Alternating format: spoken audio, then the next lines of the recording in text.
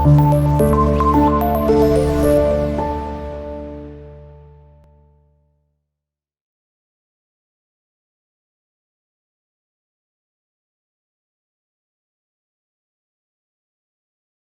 كده النهارده هنعمل معاكم سندوتشات همبرجر.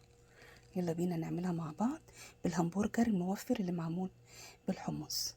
هاتي الهمبرجر اللي احنا مفرزينه وهاتي مقلايه وحطي فيها معلقتين سمنه فلاحي مع حبه زيت زيتون، وحطي عشان الهمبرجر ده ما فيهوش دهون كتيره حطيه.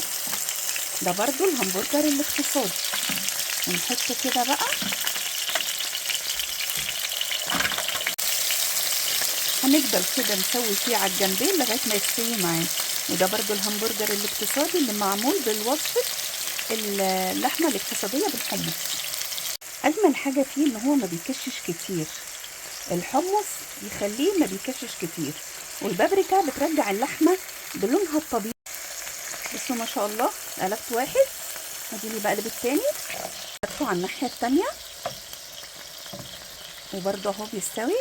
وحاولي تخليه النار لا عاليه ولا واطيه، بالشكل اللي انتوا شايفينه ده هيستوي معانا عشان يستوي كويس من جوه.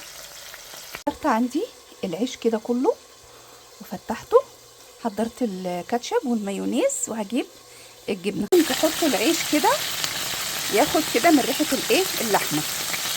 خلاص كده دخل بقى في التحمير، قلبته على الوش التاني كمان يتحمر وخلاص. على كده بدأنا كده، حطينا المايونيز، حطيت طرنشات الجبنه الطماطم سوري، حطيت هنا بقى تحت الكاتشب وحط تحت حلقات الطماطم، وبعدين حطيت برضو هنا الهمبرجر رصيته كده.